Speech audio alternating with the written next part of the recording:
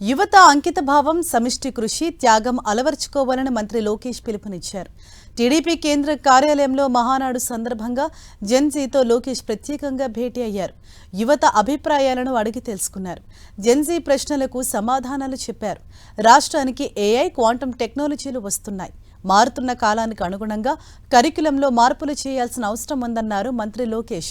ఉన్నత విద్యలో ఇప్పటికే పెద్ద ఎత్తున సంస్కరణలు తీసుకువచ్చామని, పారిశ్రామిక అభివృద్ధి వేగవంతం కోసం ప్రజాప్రభుత్వం క్లస్టర్ బేస్డ్ విధానంతో ముందుకు వెళ్తోందని తెలిపారు.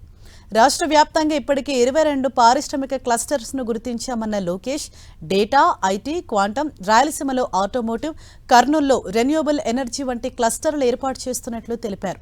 పరిశ్రమలకు అవసరమైన మానవ వనరుల కోసం స్కిల్ డెవలప్మెంట్పై ప్రత్యేక దృష్టి సారించామని, రాష్ట్రానికి ఇప్పటివరకు 23 లక్షల కోట్లకు పైగా పెట్టుబడులు వచ్చాయన్నారు. గూగుల్, ఆర్సెలార్ మిట్టల్, రిలయన్స్ వంటి సంస్థలు పెద్ద ఎత్తున పెట్టుబడులు పెడుతున్నాయి. వచ్చిన అవకాశాలను యువత సద్వినియోగం చేసుకోవాలని సూచించారు. ఒకే రాష్ట్రం, ఒకే రాజధాని, అభివృద్ధి వికేంద్రీకరణ తమ ప్రభుత్వ విధానమని లోకేష్ స్పష్టం చేశారు. యువత రాజకీయాల్లోకి రావాలని పిలుపునిచ్చారు మంత్రి లోకేష్. తెలుగుదేశం పార్టీ యువతకు అనేక అవకాశాలు కల్పిస్తోందన్నారు. గ్రామ పార్టీ అధ్యక్షుడు, పొలిట్ బ్యూరో సభ్యుడు కావాలన్న లక్ష్యంతో పనిచేస్తున్నామని తెలిపారు.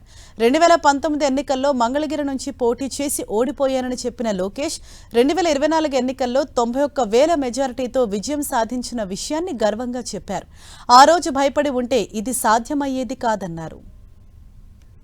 దేశాలు తిరగలరు, వెళ్ళి ఒక దేశం నుంచి ఒక దేశం ట్రావెల్ టైంలో పడుకుని దిగేసి మళ్ళీ వెళ్ళిపోయి మీటింగ్ చేసుకుని మళ్ళీ ఫ్లైట్కి రిటర్న్ వచ్చేస్తారు. సో ఇద్దరు 70 సంవత్సరాల వయసు, వాళ్ళంత కష్టపడినప్పుడు youngsters how hard should we work? there's no shortcut to success. See, India is going through a lot of challenges, right? We have to fight. It is our nation end of the day.